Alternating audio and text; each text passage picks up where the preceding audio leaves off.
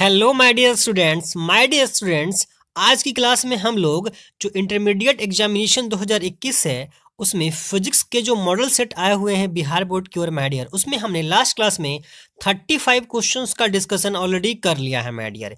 ये my dear मैं आपको दोबारा बताना चाहता हूँ कि ये कोई हिस्ट्री ज्योग्राफी नहीं है माय डियर, जिसमें मैं डायरेक्टली आपको आंसर बोलते जाऊँ कि इसका आंसर ये होगा, इसका आंसर बी होगा और आप देखते चले जाएं माय डियर। ये फिजिक्स है, हर क्वेश्चन को आपको समझना पड़ेगा, समय लगेगा। इसलिए ये जो 70 ऑब्जेक्टिव क्वेश्चन दिए गए हैं माय डियर मॉडल सेट के अंदर, उसको मैंने 2 वीडियोज के अंदर बनाया हुआ है माय डियर। तो पहले वीडियो में हम लोगों ने 35 क्वेश्चन का डिस्कशन ऑलरेडी कर लिया है, आज बाकी के 35 क्वेश्चन का डिस्कशन करने जा रहे हैं माय डियर। तो शुरू करते हैं आज का क्लास, बढ़ते हैं हम लोग माय डियर 36 नंबर क्वेश्चन की ओर। हमने 35 क्वेश्चन ऑलरेडी डिस्कशन कर रखा है लास्ट क्लास में। जो स्टूडेंट्स नए हैं माय डियर, जा करके वो करेक्ट की करेक्ट आंसर जा करके देखेंगे। आपको कई जगह ऐसे वीडियो मिल जाएंगे, लेकिन यहाँ जो भी आपको क्वेश्चन बताया जा रहा है वो बिल्कुल 100% करेक्ट आंसर बताया जा रहा है माय डियर। चलिए आज की क्लास में हम लोग शुरुआत करते हैं माय डियर क्वेश्चन नंबर 36 से।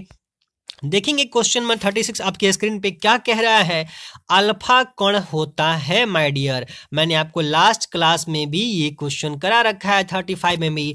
ये alpha is a helium nuclei, helium का नाभिक होता है, हीलियम प्लस प्लस होता है माय डियर। क्या होता है?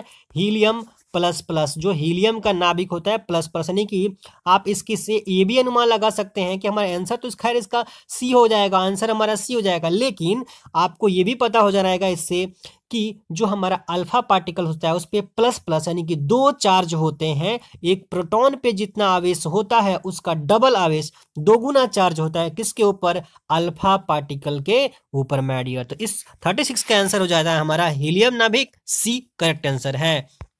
क्वेश्चन नंबर 37 की बात करते हैं माय डियर। 37 कह रहा है कि एक एंटीना है जिसकी डी दे रखा, हमको रेंज बतानी है। एंटीना की रेंज डी है और उस टीवी का टावर कितना दे रखा है? एच। पृथ्वी का रेडियस कितना है? आर। इनके बीच में क्या संबंध होता है? तो जो कम्युनिकेशन सिस्टम हम लोग पढ़ते हैं कम्युनिकेशन, उसके अंदर उस चैप्टर में हम लोग पढ़ते हैं स्पेस कम्युनिकेशन सिस्टम। तो स्पेस कम्युनिकेशन में हम लोग पढ़ते हैं height of antenna, range of antenna. एक एंटीना अगर लगाया गया है तो कितना दूर तक अपना सिग्नल पहुंचा सकता है माय डियर। तो वो डिपेंड करता है कि उस एंटीना की हाइट कितनी होती है। और इसका करेक्ट आंसर क्या होता है? एंटीना की हाइट फॉर्मूला होता है D = √2HR माय डियर। ये कैपिटल आर एक्चुअली में होता है। आर हमारा अर्थ का रेडियस होता है, एच एंटीना की ऊंचाई हाइट होती है और डी उस एंटीना का रेंज होता है। रेंज की एंटीना से हम लोग कितनी दूर तक अपना सिग्नल पहुंचा सकते हैं। तो ऐसा आंसर क्या हो जाएगा my dear? B number correct answer हो जाने वाला है क्वेश्चन नंबर 37 का। आगे बढ़ते हैं क्वेश्चन नंबर 38 पे आते हैं माय डियर। मूल अवस्था में हाइड्रोजन परमाणु की ऊर्जा यानी कि एनर्जी बतानी है हमें हाइड्रोजन एटम की। ग्राउंड स्टेट, ग्राउंड स्टेट का मतलब हो गया माय डियर कि फर्स्ट ऑर्बिट में, पहली ऑर्बिट में, और पहली ऑर्बिट की एनर्जी E1 आप सभी को याद होना चाहिए -13.6 इलेक्ट्रॉन वोल्ट होती है। कितनी होती है? -13.6 इलेक्ट्रॉन वोल्ट होती है। और अगर दूसरी ऑर्बिट की बात की जाए तो वो -3.4 इलेक्ट्रॉन वोल्ट होता है। जब मैंने आपको थ्योरी वाली क्लास पढ़ाई है तो उसमें सब कुछ आपको पढ़ा रखा है। तो ग्राउंड स्टेट यानी कि पहली ऑर्बिट में इलेक्ट्रॉन की एनर्जी कितनी होगी? -13.6। तो इसका करेक्ट आंसर क्या हो जाएगा? Option number D, option D -13.6 का हमारा इलेक्ट्रॉन वोल्ट आंसर हो जाएगा। आगे बढ़ते हैं क्वेश्चन नंबर 39 की ओर बढ़ते हैं। कह रहा है कि जब अपद्रव को नैज अर्धचालक में मादित किया जाता है तब अर्धचालक की चालकता क्या होती है? मतलब कि इंट्रिंसिक सेमीकंडक्टर के अंदर अगर हम डोपिंग करते हैं, when an impurity atom is doped. अगर डोपिंग करते ही क्यों है माय डियर? इंट्रिंसिक सेमीकंडक्टर में कंडक्टिविटी उसकी क्या होती है? बहुत कम। जब आपका निज अर्धचालक जो होता है माय डियर वो शुद्ध अर्धचालक होता है और शुद्ध अर्धचालक की चालकता बहुत कम होती है, और उसी की चालकता कंडक्टिविटी को बढ़ाने के लिए हम लोग इम्प्योरिटी एटम को उसके अंदर डोपिंग कराते हैं, चाहे वो पेंटावैलेंट हो चाहे ट्राईवैलेंट इम्प्योरिटी एटम हो माय डियर। तो इसका करेक्ट आंसर क्या हो जाएगा? हम लोग बढ़ाते हैं, इंक्रीज कर देते हैं। अगर हम बढ़ाते हैं, कंडक्टिविटी क्या होती है? डोपिंग करने से बढ़ जाती है। डोपिंग करते ही इंक्रीज करने के लिए, उसकी कंडक्टिविटी को बढ़ाने के लिए, और डोपिंग करने के बाद जो सेमीकंडक्टर बनता है उसको हम लोग एक्सट्रिंसिक सेमीकंडक्टर बोलते हैं, बाह्य अर्धचालक बोलते हैं, जो दो प्रकार का होता है, एन टाइप सेमीकंडक्टर और P type semiconductor. My dear, आगे बढ़ते हैं, क्वेश्चन नंबर 40 की ओर बढ़ते हैं। नॉर गेट का बुलियन एक्सप्रेशन पूछा जा रहा है। तो माय डियर, आप सभी को पता है, क्या पता है कि नॉर गेट जो होता है सर, वो नॉर गेट NOR, ये दो चीजों से मिलकर बना होता है। एक नॉट, एन का मतलब होता है नॉट, और का मतलब है और। तो नॉट में अगर हम और जोड़ देंगे तो नॉर गेट बन जाएगा।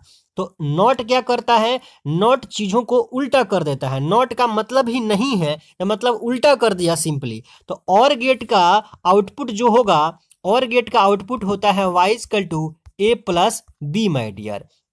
और नॉट गेट क्या करेगा, इस और गेट के आउटपुट को उल्टा कर देगा। नॉट गेट भी क्या करेगा, उल्टा, और उल्टा करने को हम लोग बार लगा देते हैं। इसलिए बुलियन एक्सप्रेशन क्या हो जाता है, नॉर गेट का A प्लस बी का बार, यानी और गेट का जो आउटपुट होगा उसका बार यानी उल्टा हम कर देंगे तो मिल जाएगा। तो आंसर क्या हो जाएगा, करेक्ट। क्वेश्चन नंबर हमारा 40 का आंसर हो जाएगा C, y equal to A plus B का बार। क्वेश्चन नंबर 41 की ओर बढ़ते हैं माय डियर। 41 नंबर क्वेश्चन आप ध्यान से देखिए, कहता है कि अर्ध तरंग हाफ वेव की बात करता है। तो हाफ वेव में आपको पता होना चाहिए कि जितना 50 वेव इनपुट होगा उतना ही हमारा आउटपुट होता है। जितना इनपुट होता है हाफ वेव में उतना ही आउटपुट भी होगा। अगर यही फुल वेव अगर कहता, same question my dear, same question ध्यान दीजिए, अगर सेम क्वेश्चन अगर अर्ध तरंग के जगह पे, हाफ वेव के जगह पे फुल वेव लिखा होता और इनपुट हमारा 50 हर्ट्ज लिखा होता तो आउटपुट हमारा 100 हर्ट्ज, यानी आंसर हो जाता है C नंबर। लेकिन चूंकि हाफ वेव रेक्टिफायर है इसलिए इसका आंसर क्या हो जाएगा, 50 का 50 ही होगा, यानी कि आंसर करेक्ट हो, आंसर क्या हो जाएगा, B हो जाने वाला है 41 का। क्वेश्चन नंबर 42 की ओर बढ़ते हैं। 42 कहता है ये जो द्विआधारी संख्या दिया है, बाइनरी नंबर दिया है, ये किसका है, यानी बाइनरी नंबर को डेसिमल में कन्वर्ट करना है। तो ये ऑलरेडी आपको कन्वर्जन मैंने सिखा रखा है। इसमें कितना जीरो है आप ध्यान से देखिए, कितना जीरो है, मैं एक जीरो है, ध्यान से देखिए इसमें कितना है, एक जीरो है, और कितना एक है, 4 एक है। तो आप काउंट कर लेंगे और सॉल्यूशन कर लेंगे कि सर जीरो में मल्टीप्लाई करेंगे 2 के पावर 0 से, प्लस फिर 1 करेंगे 1 में 2 के पावर 1 से, फिर ऐसे ही आगे करते जाएंगे 2 के पावर 2 से, 2 के पावर 3 से, 2 के पावर 4 से, ऐसे करते चले जाएंगे। तो जब आप ऐड करेंगे सबको ऐड करेंगे तो क्या आंसर आ जाएगा, 20 आ जाएगा, 20 आ जाएगा। तो इसका करेक्ट आंसर क्या हो जाएगा हमारा 42 का माय डियर। 42 का करेक्ट आंसर क्या हो जाएगा, सॉरी 30 आ जाएगा, क्या हो जाएगा 30 आएगा। तो आंसर क्या हो जाएगा 20, बी करेक्ट आंसर हो जाएगा। ए नहीं होगा, किसका आंसर क्या होगा 42 का, बी 30 आंसर हो जाने वाला है। जब आप जोड़ेंगे तो हो जाएगा। यहाँ एक एक एक एक जीरो दिया हुआ है, जब सबका पावर आप जोड़ेंगे 2 के पावर में 2 का पावर 0, 2 का पावर 1, 2 का पावर 2, 2 का पावर 3, 2 का पावर 4, 2 के पावर 4 का 16, 2 के पावर 3 का 8 और 2 के पावर 2 का 4, जैसे जोड़ेंगे तो आप 28 और 2 30 पहुंच जाएंगे। मेरिट आंसर क्या हो जाएगा, बी हो जाएगा। क्वेश्चन नंबर 43 की ओर बढ़ते हैं। इलेक्ट्रॉन पर आवेश, बच्चा वाला क्वेश्चन पूछ दिया माय डियर। ये तो इलेक्ट्रॉन पे आवेश तो बच्चे को पता है, -1.6 इंटू 10 के पावर -19 कूलम। कहाँ दे रखा है ऐसा आंसर माय डियर, ऐसा आंसर दे रखा है डी हमारा हो जाएगा करेक्ट आंसर क्वेश्चन नंबर 43 का। आगे बढ़ते हैं हम लोग, क्वेश्चन नंबर 44 की ओर देखते हैं। एप्सिलॉन नॉट की वैल्यू पूछी जा रही है माय डियर। एप्सिलॉन नॉट की वैल्यू कितनी होती है, 8.854 इंटू 10 के पावर -12 कूलम स्क्वायर पर न्यूटन मीटर स्क्वायर। तो करेक्ट आंसर क्या हो जाएगा, सी हो जाने वाला है। क्वेश्चन नंबर 45 की ओर बढ़ते हैं। एक डीवे, ये बहुत अच्छा क्वेश्चन है माय डियर, कह रहा है कि एक डीवे की वैल्यू जो है इसमें क्या होने वाली है। अब मैं आप सभी को बताना चाहता हूं कि ये जो क्वेश्चन दिया गया है, साफ साफ ध्यान से सुनिए मेरी बात को। इसके हिंदी में जो लिखा हुआ है सेंटीमीटर, ये ऑप्शन में ध्यान से देखिए, सेंटीमीटर सेंटीमीटर सेंटीमीटर, ये गलत लिखा हुआ है माय डियर। ये सेंटीमीटर नहीं है, एक्चुअली में कूलम्ब मीटर लिखा हुआ है, जिसको प्रिंटिंग में गलत तरीके से बिहार बोर्ड ने इसको सेंटीमीटर लिख दिया है। ये है कूलम्ब मीटर, ये सेंटीमीटर नहीं है। अब आपका इसका आंसर देना है तो कैसे करेंगे, तो इसका आंसर हम लोग दे पाएंगे माय डियर। एक डीवी की वैल्यू जो होती है वो होती है माय डियर 10 का पावर -18, 10 का power -18 ESU electrostatics unit into coulomb metre, coulomb centimetre into centimetre होता है, इंटू क्या होता है, सेंटीमीटर होता है, ESU इंटू सेंटीमीटर।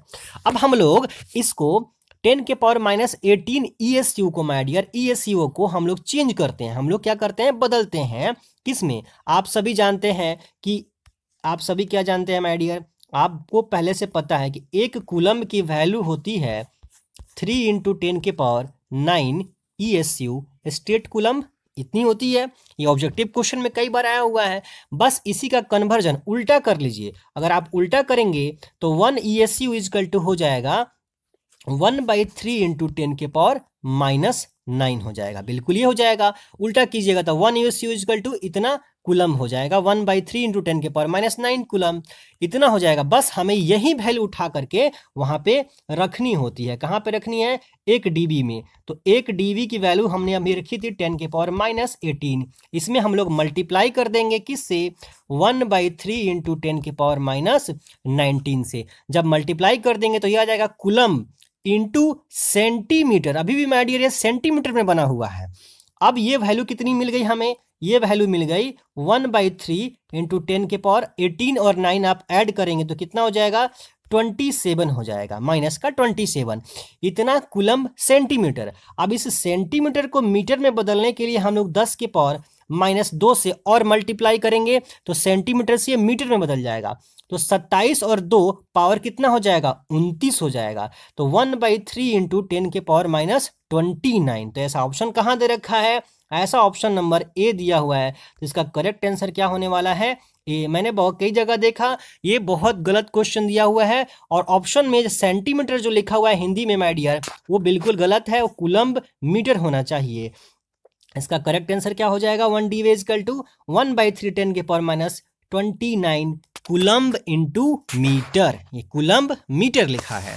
आगे बढ़ते हैं माय डियर हम लोग, आगे क्वेश्चन नंबर 46 की बात करते हैं। क्वेश्चन नंबर 46 जो दे रखा है ये सीरीज कॉम्बिनेशन है। ये तीनों रेजिस्टेंस, तीनों जो कैपेसिटर लगा हुआ है, ये तीनों कैपेसिटर सीरीज में आपस में जुड़े हुए हैं। और सीरीज में अगर जुड़े हुए हैं माय डियर, अगर ये सीरीज में जुड़े हुए हैं, सीरीज में जुड़े हुए हैं तो सीरीज में हमको पता है सबकी कैपेसिटी क्या दे रखी है, सेम। तो सबकी कैपेसिटी अगर सेम है तो सीरीज में C इक्विवेलेंट C/N होता है। तो C/N, N कितना है, कितनी संख्या है, 3 है। तो क्या हो जाएगा, C/3 इसका करेक्ट आंसर, यानी करेक्ट आंसर क्या होने वाला है, बी, ऑप्शन बी हमारा करेक्ट आंसर हो जाएगा। C इक्विवेलेंट कितना हो जाएगा, C/3 हो जाएगा।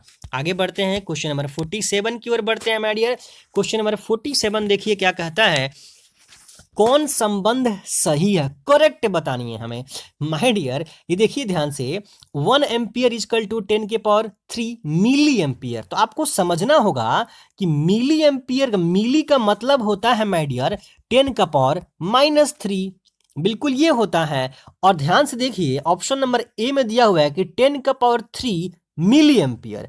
तो इन 10 का पावर 3 तो पहले से है ही है माय डियर, और मिली के जगह पे हम क्या रखेंगे, मिली के जगह पे हम 10 का पावर -3 रखेंगे। तो 10 का पावर +3 10 का पावर -3 कैंसिल हो जाएगा, तो केवल एम्पियर बचेगा, एम्पियर। और इधर भी क्या है, एम्पियर। तो 1 एम्पियर इजकल टू 1 एम्पियर, तो हमारा आंसर करेक्ट हो जाएगा। तो ऐसा कौन सा आंसर हमारा मिल रहा है, मतलब बिल्कुल पहला नहीं हमारा ऑप्शन है हमारा। तो करेक्ट आंसर क्या हो जाएगा, क्वेश्चन नंबर 47 का ए हो जाने वाला है। ये माय डियर कोई क्वेश्चन जो है फिजिक्स का क्वेश्चन नहीं था, ये तो सिंपल क्वेश्चन है बेसिक मैथमेटिक्स का। 48 नंबर क्वेश्चन कहते हैं कि धारा घनत्व का हमको फॉर्मूला पूछ रहा है। ये बहुत आसान क्वेश्चन, धारा घनत्व आप लोगों ने पढ़ा हुआ है, करंट डेंसिटी जे से रिप्रेजेंट करते हैं इसको हम लोग, और जे इक्वल टू होता है current per unit cross sectional area perpendicular to the flow of direction of current my dear. Current के डायरेक्शन के परपेंडिकुलर में जो क्रॉस सेक्शनल एरिया होता है, उस एरिया और उस करंट का रेशियो करंट डेंसिटी धारा घनत्व कहा जाता है। तो इसका करेक्ट आंसर क्या हो जाएगा, करेक्ट आंसर हमारा ए हो जाएगा माय डियर। 48 का क्या हो जाएगा, ए, धारा घनत्व I/A, जे इक्वल टू। आगे बढ़ते हैं क्वेश्चन नंबर 49 की ओर देखते हैं। प्रतिरोध के लिए कौन सा संबंध सही है, करेक्ट है माय डियर, बिल्कुल माय डियर। तो प्रतिरोध R इजकल टू होता है रो L/A। तो बिल्कुल ऐसा ऑप्शन कौन सा दे रखा है, R is equal to rho L by A. Option B दे रखा है रेजिस्टेंस का, जहां L लंबाई, ए क्रॉस सेक्शनल एरिया और रो प्रतिरोधकता रेसिस्टिविटी होता है माय डियर। तो इसका आंसर क्या हो जाएगा, बी नंबर हो जाने वाला है माय डियर।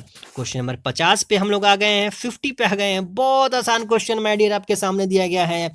किरचॉफ्स का पॉइंट रूल लगाइए कि जितना करंट आएगा उतना ही करंट बाहर निकल जाता है माय डियर। क्वेश्चन नंबर 50 में देखेंगे, ध्यान से देखिए माय डियर इस क्वेश्चन नंबर 50 को, कि इस पॉइंट पे माय डियर, इसको मैं थोड़ा सा और नीचे कर लेता हूं। हाँ चलिए, इस पॉइंट पे, ये जो पॉइंट है, इस पॉइंट को आप ध्यान से देखिए, इस पे करंट 20 एम्पियर ऊपर से आ रही है, 10 एम्पियर इधर से आ रही है और नीचे से भी 10 एम्पियर आ रही है, यानी कि तीन ओर से करंट आ रहे हैं।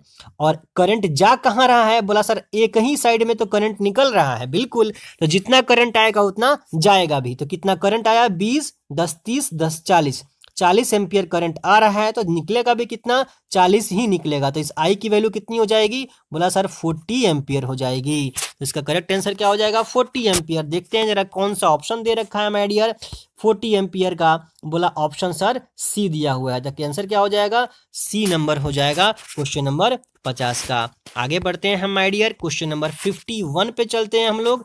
51 को देखिए क्या कहता है, विभव मापी से क्या मापा जाता है माय डियर। ये तो बहुत आसान क्वेश्चन अगेन दे दिया। सेल का ईएमएफ हम लोग पोटेंशियोमीटर से क्या मेजर करते हैं, ईएमएफ ऑफ दी सेल का ईएमएफ मेजरमेंट करते हैं माय डियर। ईएमएफ मेजर करते हैं ताकि करेक्टनेस, हमें करेक्ट वैल्यू मिले माय डियर। पोटेंशियोमीटर रेजिस्टेंस बहुत कम होता है, जिसकी वजह से आपको करेक्ट रीडिंग दिखाएगा पोटेंशियोमीटर। अदरवाइज अगर वोल्ट मीटर से हम मेजर करते तो वोल्ट मीटर की रेजिस्टेंस ज़्यादा होती है, तो हमें एग्जैक्ट रीडिंग नहीं मिलने वाला है। क्वेश्चन नंबर 52 की ओर बढ़ते हैं माय डियर। 52 नंबर क्वेश्चन कह रहा है, आगे बढ़ते हैं हम लोग माय डियर, क्वेश्चन नंबर 52 पे चलते हैं। 50 नंबर 2 नंबर क्वेश्चन कहता है कि 1 किलोवाट घंटा किसके बराबर होता है। बहुत बार क्वेश्चन पूछा जा चुका है एग्जाम के अंदर माय डियर, 1 किलोवाट घंटा किसके बराबर होता है। तो ये होता है 3600 किलो जूल। तो बोला माय डियर किलो जूल में ऐसा कोई ऑप्शन नहीं दे रखा है, तो इसको हम लोग कन्वर्ट कर लेंगे जूल में। 3.6 इंटू 10 की पावर 6 जूल हो जाएगा। तो आंसर क्या हो जाएगा, सी नंबर 52 का आंसर क्या हो जाएगा, करेक्ट आंसर सी हो जाने वाला है।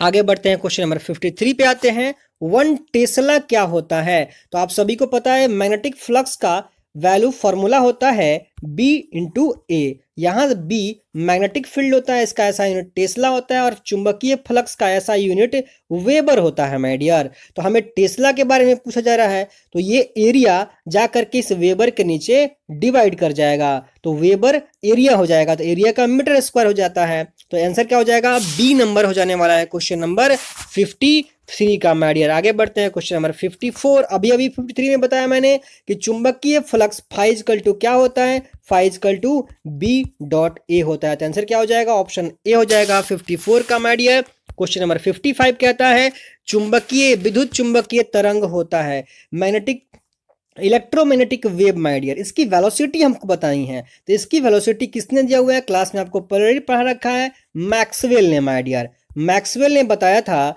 कि जो इलेक्ट्रोमैग्नेटिक वेव होते हैं उनकी वेलोसिटी 1/√अंडर mu naught into epsilon naught होती है, और म्यू नॉट और एप्सिलॉन नॉट की वैल्यू अगर आप उठा के रखेंगे तो ये वैल्यू बराबर आ जाएगी 3 × 10⁸ मीटर प्रति सेकंड माय डियर। और यही तो लाइट की स्पीड होती है माय डियर, मीटर प्रति सेकंड। तो आप आसानी से क्या कर सकते हैं, इसका जवाब दे देते हैं, तो क्या हो जाता है आंसर हमारा बी नंबर होता है क्वेश्चन नंबर 55 का आंसर माय डियर। आगे बढ़ते हैं, क्वेश्चन नंबर 56 पे चलते हैं।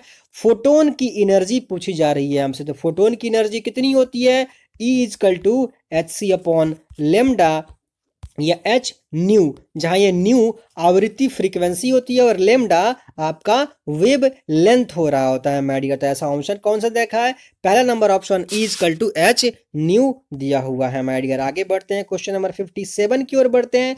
57 नंबर क्वेश्चन ध्यान से देखिए क्या कहता है, 1 इलेक्ट्रॉन वोल्ट किसके बराबर होता है। तो 1 इलेक्ट्रॉन वोल्ट 1.6 इंटू 10⁻⁻19 जूल के बराबर होता है, और ये इलेक्ट्रॉन वोल्ट किसका यूनिट होता है, एनर्जी का मात्रक मात्रक होता है। किसका मात्रक होता है? एनर्जी का। ये भी क्वेश्चन कई बार एग्जाम में आ चुका है, तो इसको दिमाग में रखेंगे कि एनर्जी का मात्रक होता है इलेक्ट्रॉन वोल्ट, और एक इलेक्ट्रॉन वोल्ट की वैल्यू 1.6 इंटू 10 के पावर -19 जूल के बराबर होती है माय डियर। आगे बढ़ते हैं हम लोग अपने अगले क्वेश्चन की ओर चलते हैं my dear. Next question number हमारा 58 कहता है कौन करेक्ट आंसर दिया हुआ है। आपको ऑप्शन दिया हुआ है, ध्यान से देखेंगे। इसमें आपको बाइनरी से डेसिमल या डेसिमल से बाइनरी कन्वर्जन करना है। तो आपके लिए आसान ये होगा कि आप बाइनरी से देखेंगे। आप ध्यान से देखिए तो राइट साइड में सब 7 दिया हुआ है, तो क्यों ना हम 7 का कन्वर्जन कर लें बाइनरी में। तो 7 का कन्वर्जन कर लीजिए, 2 तिहाई 6, कितना हो जाएगा? शेष 1। फिर वापस से 2 से भाग देंगे, 3 में भाग देंगे 2 से, तो एक बार में कटेगा, 2 एकम 2 और एक हासिल, एक शेष बच जाएगा। एक शेष बच जाएगा, बस एक एक आ गया, नीचे से ऊपर उठा करके लिख दीजिए 1 1 1। तो ऐसा कौन सा ऑप्शन दे रखा है? ऑप्शन नंबर ए दिया हुआ है। करेक्ट आंसर हमारा 58 का ए हो जाएगा। 59 नंबर क्वेश्चन कह रहा है कि द्विआधारी एक को योग के लिए कौन सही नहीं है माय डियर। तो 0 में 0 जोड़ने पे 0 होगा, 0 में 1 जोड़ने पे 1 होगा, 1 में 0 जोड़ने पे भी 1 होगा। लेकिन जब 1 में 1 जोड़ेंगे तो आप ये मत सोचिएगा कि 2 हो जाएगा माय डियर, बिल्कुल नहीं, 2 नहीं होता है। ये बाइनरी नंबर का एडिशन है, और बाइनरी नंबर के एडिशन में 1 में 1 जोड़ने पे 1 0 मिलता है। हमें क्या मिलता है? 1 0। तो कौन सा आंसर करेक्ट नहीं है? ऑप्शन डी करेक्ट नहीं है। हमारे हिसाब से ऑप्शन डी मतलब क्वेश्चन गलत है। तो हमसे पूछा भी जा रहा है कि कौन सही नहीं है, तो कौन सही नहीं था? डी हमारा आंसर हो जाएगा। आगे बढ़ते हैं, क्वेश्चन नंबर 60 पे चलते हैं। कौन से कह रहा है कि ऊंचाई ट्रांसफार्मर में प्राइमरी सेकेंडरी कॉइल में कुंडली दिया हुआ है, आपको बतानी है कि क्या होगा। My dear, step up transformer क्या करता है? वोल्टेज को बढ़ाता है, और वोल्टेज तो तभी बढ़ेगा माय डियर जब कॉइल की संख्या क्या होगी? ज्यादा। तो N2 क्या हो जाएगा? आउटपुट पे कॉइल की संख्या क्या होनी चाहिए? ज्यादा। तो आउटपुट हमारा कौन है? N2, और N1 क्या है? इनपुट है। तो N2 की संख्या N1 से ज्यादा। कहां दे रखा है? ऑप्शन नंबर बी दे रखा है। तो 60 का ऑप्शन बी करेक्ट आंसर होने वाला है। आगे बढ़ेंगे, क्वेश्चन नंबर 61। बिल्कुल माय डियर, हाइड्रोजन स्पेक्ट्रम में विजिबल लाइट कहां पड़ता है? विजिबल पड़ता है बामर सीरीज में। पहले भी एक क्वेश्चन मैंने आपको करवा रखा है कि अगर अल्ट्रावायलेट, अगर पाराबैंगनी किरणें की बात करेगा, पाराबैंगनी किरणें अल्ट्रावायलेट, तो वो किस में आता है? लाइमन सीरीज में आती है। और अवरक्त किरणें इंफ्रारेड किस में आती हैं? ब्रैकेट में आती है, पास्चन में आती है, फूड में आती है, जो आपको बी और डी में दे रखा है। तो क्वेश्चन 3 ऑब्जेक्टिव क्वेश्चन होते हैं यहां से हाइड्रोजन स्पेक्ट्रम से। तो आप इसका आंसर क्या हो जाएगा? दृश्य प्रकाश। दृश्य प्रकाश किस में पड़ता है? बामर सीरीज में पड़ता है। किस में पड़ता है? बामर सीरीज में होता है। आगे बढ़ते हैं, क्वेश्चन नंबर 62 पे आते हैं। 62 में कहा जा रहा है कि उत्तल लेंस की फोकस दूरी 1 मीटर है, इसकी शक्ति कितनी होगी माय डियर। तो आप सभी को पता है कि सर फोकस जो पावर होता है वो 1/f होता है, और फोकस हमको ऑलरेडी क्वेश्चन में 1 मीटर दिया हुआ। तो फोकस नीचे 1 रखेंगे तो 1/1 क्या हो जाएगा? 1 डायोप्टर। तो करेक्ट आंसर क्या हो जाएगा? सी नंबर हो जाने वाला है 62 का। 63 नंबर क्वेश्चन की ओर बढ़ते हैं। संयुक्त सूक्ष्मदर्शी के लिए, कंपाउंड माइक्रोस्कोप के लिए किसकी बात की जा रही है माय डियर? Compound microscope. संयुक्त सूक्ष्मदर्शी के लिए कौन करेक्ट है? तो आपको मैं बता देना चाहता हूं कि कंपाउंड माइक्रोस्कोप में दो आपको क्या होते हैं? लेंस होते हैं। इस लेंस को हम लोग अभिदृश्यक और इसको नेत्रिका कहते हैं। इसको ऑब्जेक्टिव बोलते हैं और इसको आई पीस बोलते हैं my dear.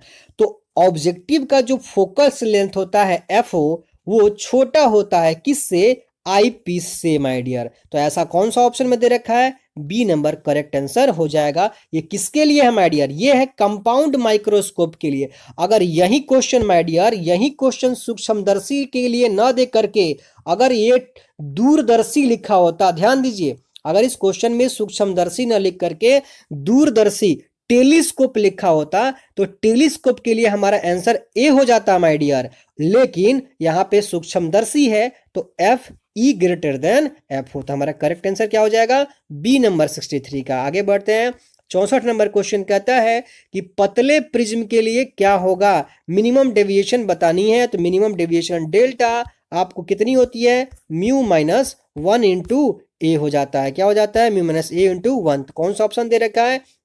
Option number C दे रखा है, म्यू माइनस 1 इंटू ए 64 का। आगे बढ़ते हैं, क्वेश्चन नंबर 65 पे चलते हैं। 65 नंबर क्वेश्चन कहता है कि प्रकाश के अपवर्तन में कौन सी भौतिक राशि नहीं बदलती है माय डियर।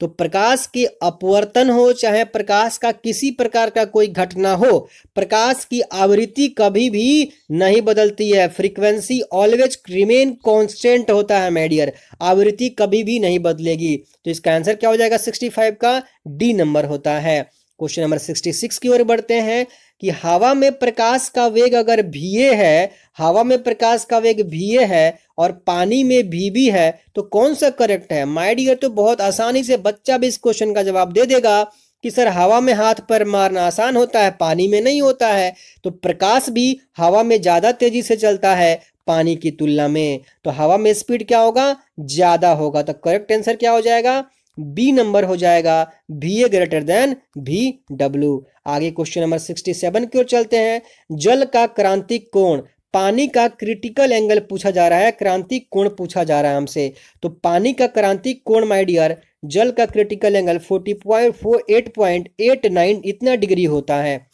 और इसके आसपास हमारा देखिए ऑप्शन नंबर डी दे रखा है 48.75, 48.75। तो इसका करेक्ट आंसर क्या हो जाएगा 67 का, डी नंबर करेक्ट आंसर होगा। 68 की ओर बढ़ते हैं। रचनात्मक व्यतिकरण के लिए फेज डिफरेंस पूछी जा रही है माय डियर। फेज डिफरेंस किसके लिए पूछा जा रहा है, कंस्ट्रक्टिव इंटरफेरेंस के लिए। तो कंस्ट्रक्टिव इंटरफेरेंस के लिए फेज डिफरेंस फाइव होता है 0 इंटू 2 पाई या 4 पाई 6 पाई ऐसे होता है। अगर इसको हम स्टैंडर्ड फॉर्म में रिप्रेजेंट करें तो क्या मिलेगा 2n पाई। अगर n की वैल्यू 0 रखिएगा तो 0 में मल्टीप्लाई होके 0 मिल जाएगा। n की वैल्यू 1 रखेंगे अगर तो 1 2 में पाई से मल्टीप्लाई 2 पाई, 3 रखेंगे 3 इंटू 2 6, तो 6 पाई हो जाएगा, 4 पाई ऐसे बढ़ते चला जाएगा। तो इसका आंसर क्या हो जाएगा, करेक्ट ए हो जाएगा 468 का 2n पाई हो जाएगा। आगे बढ़ते हैं 69 नंबर क्वेश्चन। प्रकीर्णित प्रकाश की तीव्रता के लिए कौन सही है माय डियर। स्कैटरिंग के लिए, लाइट की स्कैटरिंग प्रकीर्णन के लिए, तो लाइट की प्रकीर्णन के लिए रीले ने आपको नियम दिया था। कौन साइंटिस्ट थे, रीले ने बताया कि प्रकाश की जो तीव्रता है वो उसके वेवलेंथ के चौथे घात के व्युत्क्रमानुपाती होती है, इनवर्सली प्रोपोर्शनल होती है। लाइट की इंटेंसिटी उसके वेवलेंथ के 4th पावर के माय डियर। तो इसका आंसर क्या हो जाएगा, डी नंबर करेक्ट आंसर हो जाएगा 69 का। अब बढ़ते हैं माय डियर अपने आखिरी क्वेश्चन पे। 70 नंबर क्वेश्चन कहता है कि कांच के समानांतर पट्टी का फोकस दूरी कितना होगा। तो मैं आप सभी को बता देना चाहता हूं माय डियर कि कोई भी चीज समानांतर हो, अगर पैरेलल हो, पैरेलल मतलब ऐसे स्ट्रेट लाइन हो, अगर जब तक कोई कर्व नहीं होगा तब तक ना ही उसका कोई फोकस हम निकाल पाएंगे, ना ही उसका कोई सेंटर बता पाएंगे। अगर फ्लैट है तो फ्लैट के लिए हम लोग फोकस भी और इसका रेडियस भी सब कुछ कहाँ पे मानते हैं, इन्फिनाइट पे, अनंत पे मानते हैं। तो इसका करेक्ट आंसर क्या हो जाएगा, अनंत हो जाएगा। इन्फिनाइट 70 का करेक्ट आंसर इन्फिनाइट अनंत हो जाने वाला है। ये था माय डियर बिहार बोर्ड द्वारा जारी किया गया मॉडल सेट फिजिक्स का माय डियर, जिसका हमने एक एक क्वेश्चन करेक्ट तरीके से, सही तरीके से, बिल्कुल सटीक तरीके से आपको सब कुछ जबरदस्त तरीके से समझा दिया है माय डियर। आशा करता हूं आप हर एक क्वेश्चन को बहुत अच्छे से समझ गए होंगे और अपने एग्जामिनेशन में 90+ मार्क्स फिजिक्स के अंदर लेकर के आएंगे माय डियर। मिलते हैं नेक्स्ट वीडियो में माय डियर।